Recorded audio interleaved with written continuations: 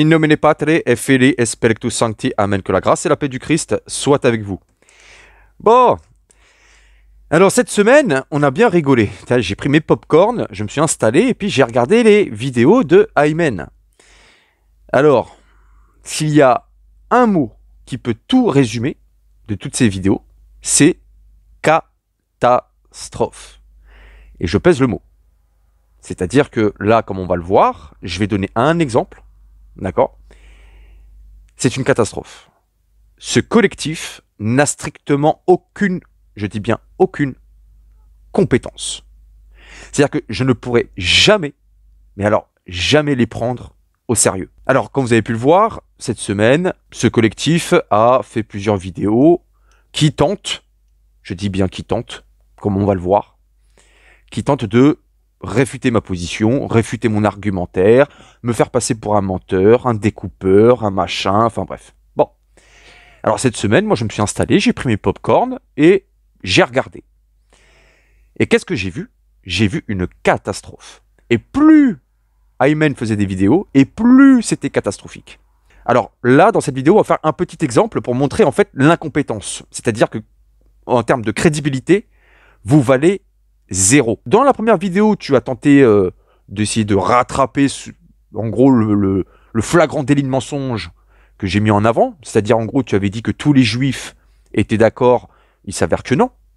Et pour ça, je t'ai montré Maïmonide, et ça va être très intéressant parce que dans la vidéo bilan, on va parler de Maïmonide et justement de sa position vis-à-vis de Genèse 17-20 et de l'islam. Parce que tu as mitonné, enfin bref, tu es un incompétent pour analyser. Mais bref. Je t'ai fait valoir aussi le Bereshit Rabbah, dans lequel 2 rabbins te disent que les promesses faites en Genèse 17-20 concernent Isaac. Ce qui est encore plus dramatique, Jésus musulman, par rapport aux reproches que tu voulais me faire là, c'est que ça se retourne contre toi. Alors ce qu'on va faire là, c'est qu'on va t'écouter, allez, 1 minute, 2 minutes, on va t'écouter, et puis on va voir que ça va se retourner contre toi. En Genèse chapitre 17 verset 20, ou bien dans Matthieu 21 43, il est indiqué qu'il y a une nation qui va arriver. D'accord? Donc Jésus il dit que cette nation-là va arriver après la destruction, après le châtiment qui va avoir lieu sur les enfants d'Israël. Et ça s'est réalisé avec la destruction du temple de Jérusalem. Et les chrétiens existaient déjà. Il y avait déjà Paul, Pierre, il y avait déjà tout le monde. Donc cette nation elle vient après, la nation qui vient après les juifs et les chrétiens, ça peut être que les musulmans. Et ça c'est encore une fois la réalisation de Genèse chapitre 17 verset 20, où l'Éternel il prophétise, il annonce à Abraham que Ismaël va devenir une grande nation qui sera multipliée à l'infini, à l'infini, à l'infini. Cette nation-là ne peut être que l'islam, et tous les juifs sont d'accord avec ça. Cette nation-là ne peut être que l'islam, et tous les juifs sont d'accord avec ça. Cette nation-là ne peut être que l'islam, et tous les juifs sont d'accord avec ça. Cette nation-là ne peut être que l'islam, et tous les juifs sont d'accord avec ça. Tous les juifs sont d'accord avec ça. Que la nation qui va arriver, que la nation d'Ismaël, elle s'est accomplie avec l'islam. Alors là, on va voir, c'est Maïmonide. Maïmonide, qui est réputé, qui est surnommé comme étant le second Moïse dans le judaïsme. Qu'est-ce qu'il nous dit dans son épître au Yémen? C'est quelque chose de très connu. Il nous dit que en Genèse 17-20, non, l'islam n'accomplit pas la promesse. Donc déjà, tu as un juif ici qui te dit non, ce n'est pas vrai. Genèse 17-20 n'accomplit pas, enfin l'islam n'accomplit pas la promesse faite à Ishmaël. On va aller dans le Bereshit Rabbah. Bereshit Rabbah, on va aller au chapitre 47, paragraphe 5. Donc, qui va aller sur Genèse 17-20. Et qu'est-ce qu'on y voit? On voit Rabbi Yohanan. Alors, Rabbi Yohanan, juif ou pas juif? Juif. Ok. Au nom de Rabbi Joshua ben Anania. Juif ou pas juif? Juif. Donc, on a Maïmonide, Rabbi Yohanan et Rabbi Joshua ben Anania. Ça fait 3 juifs. Ok. Et qu'est-ce qu'ils nous disent? Oh, regarde. Ils nous disent que les bénédictions en Genèse 17-20 concernent non pas Ishmaël, mais Isaac.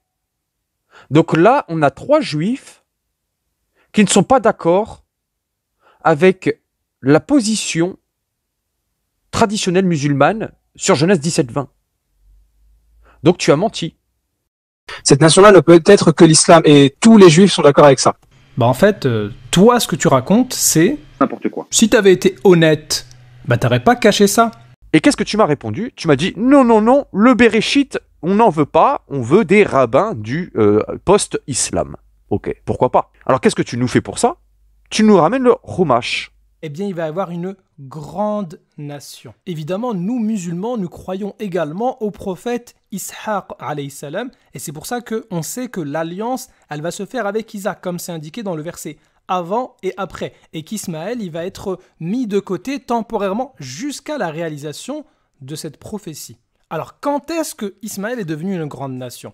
Quand on regarde historiquement, ça ne s'est passé qu'avec l'islam. Il n'y a pas d'autre choix. Alors maintenant, on va regarder dans un premier temps ce que pensent les plus grands savants juifs de cette prophétie-là. Quand est-ce qu'elle s'est réalisée? Eh bien, prenons le Chumash qui comporte les plus grands commentaires faits par des rabbins. Dans un premier temps, il confirme que c'est par Isaac et nul autre qu'il va y avoir l'alliance, donc pour ça, on n'a pas de problème. Et qu'est-ce qu'ils disent ici? Nous voyons que l'accomplissement de la promesse faite ici à Ismaël a mis 2333 ans à s'accomplir avec l'essor de l'islam au 7e siècle de l'ère courante. Ça veut dire que selon ces commentaires faits par les plus grands rabbins, eh bien Genèse 17-20 s'est accompli littéralement avec l'islam. Et ça, on est d'accord, on va le montrer dans la suite que l'islam est vrai forcément. Alors, comme je disais donc, les plus grands rabbins reconnaissent que ici, c'est l'islam. Alors maintenant, il y a quelqu'un, un talmudiste catholique, il ne sait pas trop en fait quoi choisir et donc il va me dire non, t'as dit tous les savants juifs, c'est faux, je t'ai trouvé un grand savant juif qui réfute et qui dit que Genèse 17-20, c'est pas l'islam. Alors là, on va voir, c'est Maïmonide. Maïmonide, qui est réputé, qui est surnommé comme étant le second Moïse dans le judaïsme. Qu'est-ce qu'il nous dit dans son épître au Yémen? C'est quelque chose de très connu. Il nous dit qu'en Genèse 17-20, non, l'islam n'accomplit pas la promesse. Donc déjà, tu as un juif ici qui te dit non, ce n'est pas vrai. Genèse 17-20 n'accomplit pas, l'islam n'accomplit pas la promesse faite à Ishmaël. On va aller dans le Bereshit. Non, inutile d'aller dans les Bereshit, tout ça. Là, on te parle des rabbins qui sont venus après l'islam. Donc là, on t'a bien entendu. Tu refuses le Bereshit Rabbah et en contrepartie, pour le refuser, tu fais valoir le Chumash. On va te réécouter. Donc déjà, tu as un juif ici qui te dit non, ce n'est pas vrai. Genèse 17-20 n'accomplit pas, l'islam n'accomplit pas la promesse faite à Ishmaël. On va aller dans le Bereshit. Non, inutile d'aller dans les Bereshit, tout ça. Là, on te parle des rabbins qui sont venus après l'islam. Non, inutile d'aller dans les Bereshit, tout ça. Là, on te parle des rabbins qui sont venus après l'islam. Non, inutile d'aller dans les Bereshit, tout ça. Là, on te parle des rabbins qui sont venus après l'islam. Eh bien, ta revendication du Chumash va témoigner de ta totale incompétence face à mes revendications du Bereshit Rabbah. Donc, ce qu'on va faire, c'est on va aller dans le Chumash directement. Et on va aller dans le commentaire que tu as fait valoir en Genèse chapitre 17, verset 20. Alors maintenant, on va regarder dans un premier temps ce que pensent les plus grands savants juifs de cette prophétie-là. Quand est-ce qu'elle s'est réalisée? Eh bien, prenons le Chumash qui comporte les plus grands commentaires faits par des rabbins. Dans un premier temps, il confirme que c'est par Isaac et nul autre qu'il va y avoir l'alliance, donc pour ça, on n'a pas de problème. Et qu'est-ce qu'ils disent ici? Nous voyons que l'accomplissement de la promesse faite ici à Ismaël... Hop, une minute papillon. On voit bien qu'au verset 20, le commentaire ne commence pas là où tu commences à citer.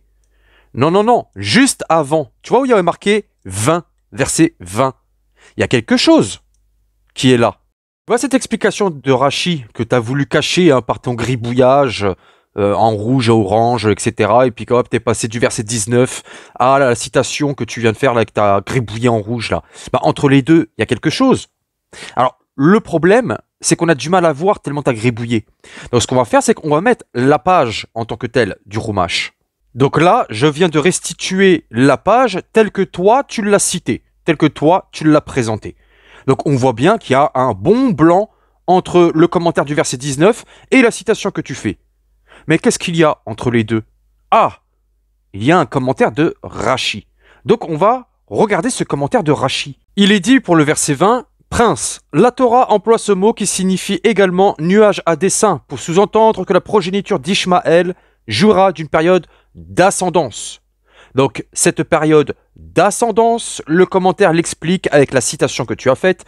Nous voyons que l'accomplissement de la promesse faite ici à Ishmaël a mis 2333 ans à s'accomplir. Ok. Mais le commentaire ne s'arrête pas là. Il est dit pour se dissiper finalement comme des nuages. Ah, là par contre, ça change complètement le commentaire. Mais c'est même pas sur la signification du commentaire sur lequel on va se pencher, c'est plutôt sur ton incompétence. Donc, ici, Rashi nous dit qu'il va y avoir une période de prospérité pour la progéniture d'Ishmaël, et ensuite une période de déchéance, c'est-à-dire qu'ils vont se dissiper finalement comme des nuages. Et ça, tu l'as sauté. Tu n'aurais pas dû. Tu sais pourquoi? La question que tu aurais dû te poser, puisque tu ne maîtrises pas la littérature rabbinique, c'est de te dire, mais sur quelle base Rashi peut-il affirmer que la progéniture d'Ishmaël va se dissiper finalement comme des nuages? Eh bien, la réponse est simple. C'est exactement le passage du Bereshit Rabbah que je t'ai fait valoir. Rashi se repose énormément sur le Bereshit Rabbah ainsi que sur le Targum Onkelos pour interpréter la Torah. Ça, tu ne pouvais pas le savoir parce que tu te contentes uniquement de la manière dont le Rumash va restituer les commentaires rabbiniques. Or, si tu avais pris la peine de lire le Rumash dans son intégralité et non pas l'acheter, parce qu'on sait très bien que vous l'avez acheté, le Rumash uniquement pour Genèse 17-20, eh bien, si tu avais pris la peine de lire l'introduction du Rumash, voici ce que tu aurais pu lire. L'étude du Rumash est indissociable de celle de Rashi. Puis, plus loin, il est dit, la taille restreinte de l'ouvrage, donc le Rumash, nous a forcé à écourter les commentaires ou à ne les citer que partiellement. Et toi, grosse cruche que tu es, tu t'es contenté de ces commentaires écourtés ou cités partiellement. Donc nous, on va te ramener à la réalité et on va te montrer que, en fait, en voulant refuser le Midrash sur la Genèse, en faisant valoir le Rumash, eh bien le Rumash, lui, te ramène sur le Midrash. Donc ce qu'on va faire, c'est on va retourner dans le passage du Bereshit Rabbah que je t'avais fait valoir. Donc, comme on le voit ici, on voit deux rabbins qui te disent que en Genèse 17-20, les promesses concernent non pas Ishmaël, mais Isaac. Et regarde, juste après ça continue. Eh bien, on va continuer à lire ce passage du Bereshit Rabbah. Rabbi Abba Bar Kahana, au nom de Rabbi Birai, a dit « Cela signifie que ce qui s'applique au fils de la maîtresse s'applique aussi au fils de la servante. Je le bénirai se réfère à Ishmaël. Je le ferai fructifier se réfère à Ishmaël. Je le multiplierai se réfère à Ishmaël. À plus forte raison, j'établirai mon alliance avec Isaac. » Rabbi Isaac a dit « Il est écrit, tous sont des 12 tribus d'Israël. » Alors, avant de poursuivre la lecture du Bereshit Rabbah, ce qu'on va faire, c'est on va remettre le commentaire de Rashi tel que rapporté par le Rumash en Genèse 17-20. Donc, comme on le voit à l'écran, on a le commentaire de Rashi tel que rapporté par le Rumash. Maintenant, on va continuer à lire le Bereshit Rabbah. Ceux-là furent les descendants de la maîtresse. Mais Ismaël n'a-t-il pas aussi produit 12 princes? En vérité, c'étaient des Nesséim, c'est-à-dire des princes, dans le même sens que vous lisez, comme Nesséim, c'est-à-dire des vapeurs et le vent, etc., en référence à Proverbe, verset 14 du chapitre 25. Donc, on a ici le Midrash sur la Genèse, et plus précisément, le passage que j'ai fait valoir à notre Tartuffe d'Internet, en parlant des deux rabbins qui voyaient dans la bénédiction non pas une référence à Ishmaël, mais bien à Isaac, eh bien, ce même passage vous dit, à propos des princes mentionnés en Genèse 17-20, qu'ils sont semblables au vent et aux vapeurs mentionnées en Proverbe, chapitre 25, verset 14. Ça veut dire quoi? Ça veut dire que Rashi, pour expliquer les princes de Genèse 17-20, s'appuie sur le passage que j'ai fait valoir à notre Tartuffe d'Internet, à savoir que ces princes mentionnés en Genèse 17-20 sont semblables à des vapeurs et au vent. Ça, ils ne le savaient pas. Et comme le Rumash fait des commentaires écourtés et des commentaires cités partiellement, et que notre Tartuffe d'Internet ne sait pas l'origine des commentaires des rabbins rapportés par le Rumash, eh bien, notre Tartuffe ne savait pas que Rashi, qui est rapporté par le Rumash, s'appuie pour interpréter Genèse 17-20 sur le passage du Bereshit Rabbah que j'ai fait valoir. Alors, pour bien te montrer que Rachi s'appuie bien sur ce passage-là, je vais te donner le commentaire de Rachi tel qu'il est rapporté dans, par exemple, le site Sepharia. 12 princes comme les nuées qui disparaîtront. Le mot Nesséim étant expliqué ici comme le même mot en Proverbes chapitre 25 verset 14. Donc Rachi renvoie à la même référence que fait le Bereshit Rabbah. En d'autres termes, Rachi, tel qu'il est rapporté dans le Chumash, s'appuie sur le Bereshit Rabbah. Rachi s'appuie sur le passage que je t'ai fait valoir. Donc, si on comprend bien, pour refuser le Bereshit Rabbah, et plus précisément le passage que je t'ai fait valoir, on va aller dans le Bereshit. Non, inutile d'aller dans les Bereshit, tout ça. Là, non, on te parle des rabbins qui sont venus après l'islam. Tu me dis qu'il faut se rapporter aux rabbins qui sont apparus après l'islam. Et donc pour ça, tu nous rapportes le Chumash. Alors maintenant, on va regarder dans un premier temps ce que pensent les plus grands savants juifs de cette prophétie-là. Quand est-ce qu'elle s'est réalisée? Eh bien, prenons le Chumash qui comporte les plus grands commentaires faits par des rabbins. Tu vas sur Genèse 17:20, et dans Genèse 17:20, on nous rapporte la vie de Rachi, qui est apparu après l'islam. Sauf que Rachi, qui est apparu après l'islam, pour interpréter Genèse 17:20, se rapporte au Midrash et particulièrement au passage que je t'ai fait valoir. Donc en fait, je t'ai cité la source sur laquelle se repose Rachi tel que rapporté dans le Chumash. Donc en fait, tu nous invites, pour refuser le Midrash, à nous rapporter au Chumash, qui rapporte la vie de Rachi, qui lui nous renvoie au Midrash. Vous êtes des incompétents.